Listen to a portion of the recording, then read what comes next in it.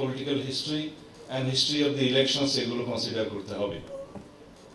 সেই জন্যই বলি যে দেশের জনগণ লাস্ট জরিপ একটা বেরিয়েছে, বলছে যে 56% জনগণ পিআর কি বুঝে না। তার আগে আরেকটি সংগঠন থেকে একটা জরিপ দিয়ে বলছে 70% লোক নাকি পিআর চায়। তাহলে 56% জনগণ যদি পিআর কি সেটা নাই বুঝে 70% আপনারা কোথায় পেলেন যে পিআর চায়? এই সমস্ত বিভ্রান্তিকর বক্তব্য দিয়ে জাতিকে বিভ্রান্ত করা ঠিক নয়। যাদের উদ্দেশ্যে বলছে তারা নিশ্চয়ই বুঝতে পারছে। এখন কেউ কেউ বলছে যে নির্বাচন দেওয়ার এখতিয়ার নাকি সরকার নাই, এই কে যেন লিখে দিল। তো নির্বাচন দেওয়ার এখতিয়ার কার আছে? নির্বাচন দেওয়ার এখতিয়ার কি কোন একটি রাজনৈতিক দলের আছে? কোন আইনে নির্বাচন হবে? এখন আইন কোনটাতে নির্বাচন হবে সেটা তো জানা উচিত। আর কেউ বলছে এই সরকারের এই সংবিধানে নাকি কি পদ্ধতিতে নির্বাচন হবে সেটা বলা নাই। জামাত ইসলামের একজন বড় নেতা এই বক্তব্যটা দিয়েছেন, আমি এটা আমলে নিয়েছি। বলেছে নির্বাচন হতে হবে সেটা বলা আছে, কিন্তু পিআর হবে না কোন পদ্ধতি হবে সেটা নাকি বলা নাই সংবিধানে। এতদিন আমার পাশে বসছিলেন, আমি মনে করছিলাম কিছু জ্ঞান অর্জন করেছে। তো আমি সেই জন্য বলতে চাই আপনারা কনস্টিটিউশন খুলে দেখেন আর্টিকেল 65 সাব ক্লজ 2, এখানে লেখা আছে একক আঞ্চলিক নির্বাচনী এলাকা হইতে প্রত্যক্ষ নির্বাচনের মাধ্যমে আইন অনুযায়ী নির্বাচিত 3 সদস্য সংসদ সদস্য লইয়া সংসদ গঠিত হইবে। জাতীয় সংসদ আইন অনুযায়ী কি? সংবিধানকে অনুসরণ করে যে আইনগুলো প্রণীত হবে নির্বাচনের জন্য সেই আইন। একটা আইন হচ্ছে RPO, representation of people's order. এখন আরপিও অনুযায়ী নির্বাচন হবে। যারা জিজ্ঞেস করছে তাদের উদ্দেশ্যে বলতে চাই, আরপিও কিসের উপর ভিত্তিতে হয়েছে? সংবিধানের উপর ভিত্তিতে হয়েছে। সরাসরি নির্বাচন কিভাবে হবে বলা আছে আর্টিকেল 65 সাবসেকশন 2 তে, যে প্রত্যেকটি আঞ্চলিক নির্বাচনী এলাকার জন্য প্রত্যক্ষ ভোটের মাধ্যমে যা 300 সংসদ সদস্য নিয়ে গঠিত হইবে। তো এখানে যদি কেউ বলে যে নির্ধারণ করা নাই কোন পদ্ধতিতে নির্বাচন হবে, তাদের জন্য তো এটা পড়ে দেখলেই হয়ে যায়, জবাব তো দেওয়ার দরকার হয় না। এখন যদি ওনারা প্রত্যক্ষ ভোটের মানেই মনে করে যে মার্কাতে ভোট দিতে হবে এটাই প্রত্যক্ষ, তার বিশ্লেষণ হচ্ছে যে আরপিও যেটা হয়েছে এটা based on the constitutional provision. বলা হয়েছে নির্বাচনে প্রত্যেক দল বা ইন্ডিভিজুয়াল প্রার্থিতা ঘোষণা করবে, নমিনেশন দেবে, তারা প্রত্যক্ষভাবে কোন দল থেকে পুট করবে বা ইন্ডিভিজুয়াল করবে বলা থাকবে। তারপরে বিধিবিধান অনুসারে তারা নির্বাচন করবে। জনগণ তার নির্বাচিত প্রার্থী হিসেবে তাকে দেখে, তার মার্কা দেখে দল এবং ব্যক্তি বিবেচনা করে ভোট দেবে। এটা জনগণের অধিকার। যদি পিআর এর কথা বলা থাকে তাহলে এখানে বলতে হবে যে স্বৈরতন্ত্রের অবসানের জন্য আমরা যে গণ অভ্যুত্থান করলাম সেটা কি পিআর এর মাধ্যমে আবার প্রতিষ্ঠিত হবে না? কিভাবে হবে আমি বলি। পিআর এর মধ্য দিয়ে মার্কাকে যদি ভোট দেওয়া হলো, সেই দল কাকে এমপি নির্বাচিত করবে জনগণ জানবে না। জানবে সেই দলের সুপ্রিম লিডার, প্রেসিডেন্ট, সেক্রেটারি অথবা মজলিসে শুরা। তারা কাকে এমপি নির্বাচিত করবে জনগণ জানবে না। তাহলে স্বৈরতন্ত্রটা কে প্রতিষ্ঠিত করলো? পার্টির নেতা। এখানে একজন বক্তা বলেই গিয়েছে পিআর কে এমপি হবে সেটা যদি দলের প্রেসিডেন্ট সেক্রেটারি ঠিক করে, দলের স্ট্যান্ডিং কমিটি ঠিক করে, তাহলে তাদেরকেই নামানামা করলে হলো, আর কাউকে তো বোঝার দরকার নাই, এমপি হয়ে যাবে।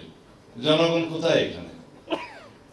আমরা সরাসরি নির্বাচনের জন্য সেই 1970 থেকে যুদ্ধ করছি যে এক ব্যক্তি এক বুট, পার হেড এক বুট, যার মাধ্যমে বাংলাদেশ সৃষ্টি হলো, সেই ব্যবস্থাকে আমরা অস্বীকার করার জন্য আবার পিআর এর নামে স্বৈরতান্ত্রিক পদ্ধতি উদ্ভাবন করতেছি। এখানে দলীয় স্বৈরতন্ত্র প্রতিষ্ঠিত হবে এবং ব্যক্তি স্বৈরতন্ত্র আবার প্রতিষ্ঠিত হবে। তারা যেভাবে চাইবে, যাকে চাইবে সেই এমপি হবে, জনগণ যাকে চাইবে সেই এমপি হবে না। জনগণ শুধু ভোট দিতে পারবে মানে। আর যে সমস্ত দেশে পিআর আছে, বিভিন্ন উন্নত দেশেও আছে, সেখানে জনসংখ্যা অনেক কম।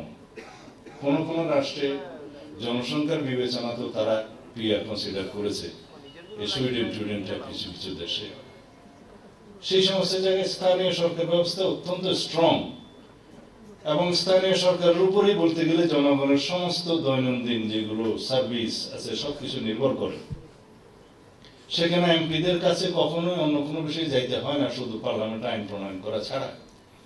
আমাদের দেশের স্থানীয় সরকার ব্যবস্থা সম্পর্কে আপনারা সবাই অবহিত, যে চেয়ারম্যান, উপজেলা চেয়ারম্যান, ইউনিয়ন চেয়ারম্যান, পৌরসভা চেয়ারম্যান বা মেয়র, এখানে স্থানীয় সরকার ব্যবস্থা আমরা এখনো এত স্ট্রং করে গড়ে তুলতে পারিনি। কবে পারবো তাও জানি না।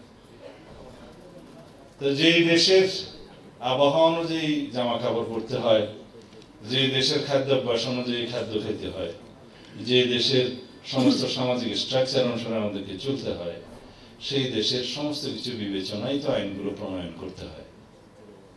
আইন হবে লন্ডনের স্ট্যান্ডার্ড, আর মানুষ হলেও আমরা বাংলাদেশের সিটিজেন, তাহলে সেই আইন কি প্রয়োগ করা যাবে? সিঙ্গাপুরে কেউ বাস স্ট্যান্ডে দাঁড়িয়ে সিগারেট স্মোক করে না, করলেও নির্ধারিত জায়গায় গিয়ে তার অবশিষ্টাংশটা ফেলে, কারণ তার সেই সিভিক সেন্সটা হয়েছে, কারণ সে জানে $50 ফাইন হবে। আমাদের এখানে $1,00,000 ফাইন হলেও সেই আইনটা তো কেউ মানবে না, কারণ সেই সিভিক সেন্সটা তো আসি নাই আমরা। তো সুতরাং এই যে সামাজিক অবস্থার বিবেচনায় ফান্ডামেন্টাল রাইটস এর ডিসিশন গুলো দিতে হয়, সেটা আমি আমাদের কনস্টিটিউশনাল ল পরে যিনি সবচেয়ে বড় বই লিখেছেন অ্যাটর্নি জেনারেল সাবেক মাহমুদুল ইসলামের বই থেকে বলছি যে আমাদের জুডিশিয়ারি চিন্তা করতে হবে, ফার্স্ট প্রিফেসের একদম সেকেন্ড প্যারায়, যে যখন ফান্ডামেন্টাল রাইটস এর ইমপ্লিমেন্টেশনের বিষয়ে জাজমেন্ট হবে, তখন যেন আমরা বাংলাদেশের সোশ্যাল এবং ইকোনমিক কন্ডিশনটাকে বিবেচনা করে সেই জাজমেন্ট দিই, সেই কনটেক্সটে দিই। আর স্টেট প্রিন্সিপালের ক্ষেত্রে যেগুলো বলা আছে আর্টিকেল 8 থেকে, সেখানে বলাই আছে এটা আদালতের মাধ্যমে এনফোর্সেবল নয়, কিন্তু রাষ্ট্রের সংবিধান এবং আইনের ব্যাখ্যার ক্ষেত্রে সেটা প্রিন্সিপাল অফ দি মানে স্টেট পলিসিগুলো বিবেচনায় নিবে। তো এগুলো সব আমাদের দেশের বিবেচনায় বলা হয়েছে, আমাদের জনগোষ্ঠীর কালচারের উপর বিবেচনা বলা হয়েছে। তা এখন যদি আমরা এগুলো বিবেচনায় না নেই, পরে যারা বাংলাদেশের সাস্টেইনেবিলিটি চায় না, সবসময় অস্থিরতা চায় পিআর এর মাধ্যমে, তাদের বক্তব্যই কিন্তু এস্টাবলিশ হবে। আমাদেরকে সবকিছু বিবেচনা নিতে হবে, আমাদেরকে জানতে হবে কে আমাদের এমপি হবে। আমাদের জনগণ জানতে চায় আমরা কাকে ভোট দিলাম। আমাদের জনগণের কাছে জনপ্রতিনিধির যে জবাবদিহিতা, সেটা প্রধান থাকতে হবে। সুতরাং আমার এক ভাই বলে গেল ব্যবসার আগে মনে হয় যে ভোট দিলাম সন্দীপে, এমপি পেলাম মালদ্বীপে। আসলে এটা জনগণেরই বক্তব্য, আমার নিচের ইনভেনশন নয়। তো এখন জনগণ যদি না জানে ভোট দেওয়ার পরে তাদেরকে এমপি হবে, তাহলে তো সেখানে প্রত্যক্ষ ডেমোক্রেসি এস্টাবলিশড হবে না, জনগণের রাইট এস্টাবলিশড হবে না। আর অন্যান্য যে ক্ষতিকর দিক পিআর এর ক্ষেত্রে, সেটা তো বললাম যে রাষ্ট্রে একটা সবসময় জ্বলন্ত পার্লামেন্ট থাকবে, সবসময় একটা অস্থিতিশীল সরকার থাকবে, সবসময় রাষ্ট্রের একটা অস্থিরতা থাকবে। সেটার বেনিফিশিয়ারি হবে পার্শ্ববর্তী কোনো রাষ্ট্র অথবা বাংলাদেশের যারা কল্যাণ চায় না তারা।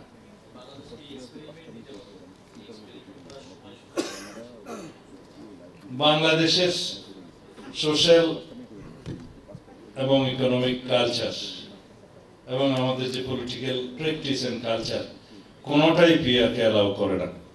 সুতরাং এটার দায়ভার নেওয়ার প্রশ্নই আসে না। আর আমরা সংস্কারের বিষয়ে যে সমস্ত বক্তব্য এখানে এসছে, বলা হচ্ছে কি কি বিকল্প প্রস্তাব তারা দিয়েছে।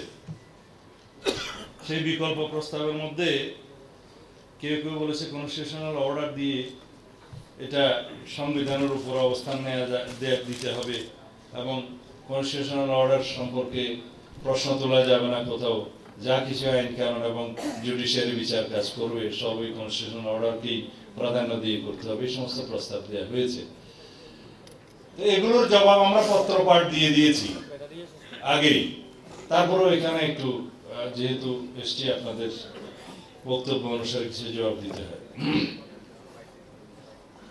আমরা বলেছিলাম একটা রাজনৈতিক সমঝোতার স্বার্থে এবং আলোচনার টেবিলে যাতে আমরা সমঝোতায় আসতে পারি, সলিউশন করতে পারি সেটার স্বার্থে বলেছি ঠিক আছে, যার যাই বক্তব্য আছে কনস্টিটিউশন অ্যামেন্ডমেন্টের বিষয়ে, যে এই সরকার এই কনস্টিটিউশন পরিবর্তন করতে পারে কিনা, এখনই অ্যাকশন দিতে পারে কিনা। বলেছে with immediate effect special constitutional অর্ডারটা জারি করতে হবে।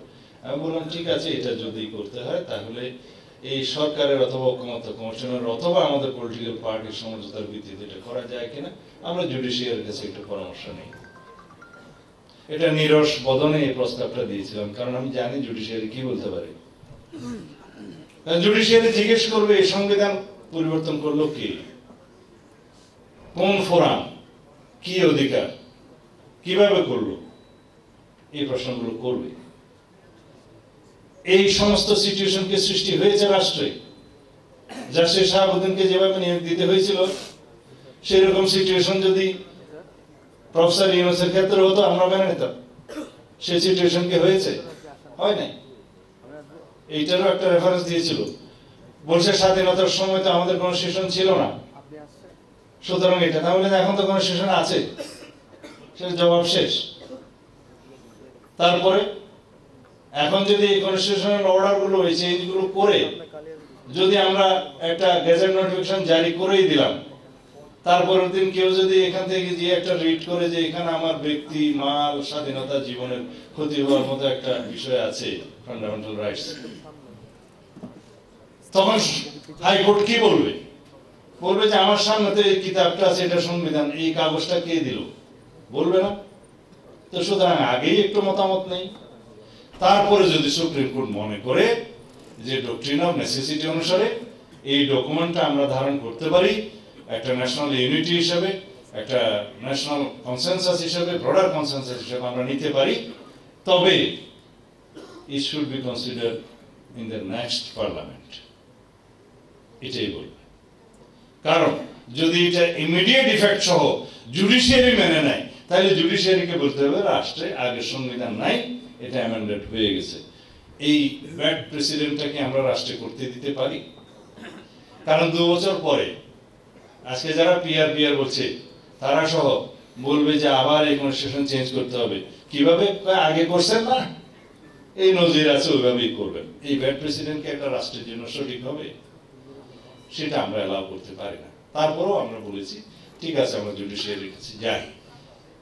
গণভোটের ক্ষেত্রে বলেছে, এখানে একটা কথা বলে রাখি, আমার ভাই ব্যারিস্টার কাজেম আমাকে অনুরোধ করেছে আর্টিকেল 112 সম্পর্কে বলতে, যে জুডিশিয়ারির যে কোনো সিদ্ধান্ত যেহেতু আমরা মানতে বাধ্য, সেটা বলা আছে। যেমন আর্টিকেল 111 অনুসারে যে কোনো জাজমেন্টের ক্ষেত্রে অ্যাপিলেট ডিভিশনের জাজমেন্ট হাইকোর্ট সহ লোয়ার জুডিশিয়ারি মানবে বাধ্য, এবং হাইকোর্ট ডিভিশনের ডিসিশন লোয়ার জুডিশিয়ারি মানতে বাধ্য। তা আর্টিকেল 112-তে যেটা বলা আছে যে all authorities, executive and judicial, in the republic shall act in aid of the Supreme Court. এটার মানে কি? সব এক্সিকিউটিভ এবং জুডিশিয়াল অথরিটি রাষ্ট্রে সুপ্রিম কোর্টের in aid of the supreme court মানতে সহায়তা করবে। তো সহায়তার একটা ধরন হলো সিদ্ধান্ত মান্য করা। এটা হচ্ছে আবার সুপ্রিম কোর্টের একটা সুপ্রিমেসি, এটা লিখিত। সেজন্য 106-এর অ্যাডভাইজারি রুলও মানতে হবে এবং অন্যান্য ক্ষেত্রে যে সমস্ত পরামর্শ ডিসিশন দিবে সেটা মানতে হবে। তবে পার্লামেন্টের ক্ষেত্রে যেহেতু এটা লেজিসলেচারের ফাংশন সেটা পার্লামেন্টকে অ্যাডপ্ট করতে হবে। সেই জন্য আমি ওই কনস্টিটিউশন ওটা কেটে দিচ্ছি, কারণ ইটালিয়ান মার্বেল কেসের মামলার উপর রেফারেন্স দিয়ে উপক্রমণিকা লিখে ব্যারিস্টার শফিক সাহেব একটা কনস্টিটিউশন প্রিন্ট করে দিলেন। হতে পারে যে ফিফথ অ্যামেন্ডমেন্টে যেগুলো মার্শাল্লাহ প্রোক্লামেশনের মাধ্যমে ধারণ করা হয়েছে সেটা কনস্টিটিউশন ডিক্লেয়ার করেছে ফিফথ অ্যামেন্ডমেন্ট মামলায়, কিন্তু তখনও পর্যন্ত তো পার্লামেন্ট সেটা অ্যাবলিশ করেনি।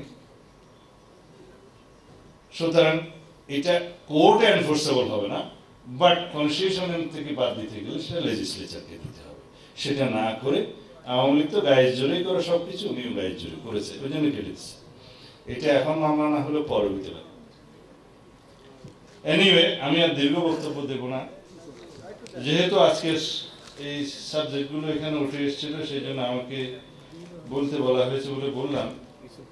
কিন্তু যারা আইন, কানুন, সংবিধান এবং লিগ্যালিটি মেনে রাষ্ট্র পরিচালনা করতে চায়, করা উচিত, তাদের প্রতি আহ্বান করব, কোনো রাজনৈতিক দলের অরাজনৈতিক, অবৈধ, অসাংবিধানিক, ইললিগ্যাল যে কোনো রকমের আবদার মেনে এই জাতিকে সংকটে ফেলে দেয়া যাবে না।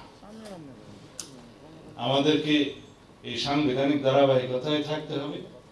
এই সরকার সাংবিধানিক ধারাবাহিকতার সরকার, সেটা প্রধান উপদেষ্টা নিজেই বহুবার তার বক্তব্য বলেছেন, এবং এই সাংবিধানিক ধারাবাহিকতা রক্ষা করেই আইনানুগভাবে ভবিষ্যতে এই রাষ্ট্রকে একটা আইনের শাসনের রাষ্ট্র হিসেবে আমাদেরকে পরিচালিত করতে হবে এবং স্টাবলিশ করতে হবে। আমরা যদি শুধু শুধু বলি যে আইনের শাসনের রাষ্ট্র হবে, এই আইনের শাসনের রাষ্ট্রটা তো আমাদের ইন প্র্যাকটিস দেখাতে হবে, মুখে বললে হবে না। আমরা আশা করি ভবিষ্যতে যে চেক অ্যান্ড ব্যালেন্স মানে in all sectors of the, in all organs of the state established হবে ইনশাআল্লাহ। সেই চেক অ্যান্ড ব্যালেন্সের মধ্য দিয়ে every organs of the state should function properly within their constitutional boundary, এবং ভবিষ্যতে যেই অবস্থাটা আমরা সংস্কারের মধ্য দিয়ে পেতে যাচ্ছি, complete independent election commission, complete independent judiciary, caretaker government in place, and freedom of press, এই চারটা জিনিস। এবং আমরা যেটা প্রস্তাব করেছি যে ব্যক্তি স্বৈরতান্ত্রিকতা অ্যাবলিশ করার জন্য ভবিষ্যতে 10 years time limit for the prime minister in life time, যে কোনো ব্যক্তি তার জীবদ্দশায় 10 বছরের বেশি প্রধানমন্ত্রী থাকতে পারবেন না। এই সবগুলো বিবেচনায় আপনাদের সামনে নিশ্চয়ই এই জিনিসটা ট্রান্সপারেন্ট প্রতিবাদ হচ্ছে যে রাষ্ট্রে ভবিষ্যতে ইনশাআল্লাহ কোনোদিন আর স্বৈরাচারের উদ্ভব হবে না, এবং ব্যক্তি স্বৈরতান্ত্রিকতা, রাজনৈতিক দলীয় স্বৈরতান্ত্রিকতা বা সাংবিধানিক অথবা সংসদীয় যে কোনো স্বৈরতন্ত্রের উদ্ভব বা ফ্যাসিস্টের উদ্ভব আর হওয়ার সুযোগ নেই। সুতরাং এগুলো স্টাবলিশ করতে হবে আমাদের আইনের শাসন প্রতিষ্ঠার মধ্য দিয়ে। আর আপনারা হচ্ছেন সেটার গার্জিয়ান, রক্ষক, এবং আপনাদেরকে সেই ভূমিকাটা পালন করতে হবে। ধন্যবাদ।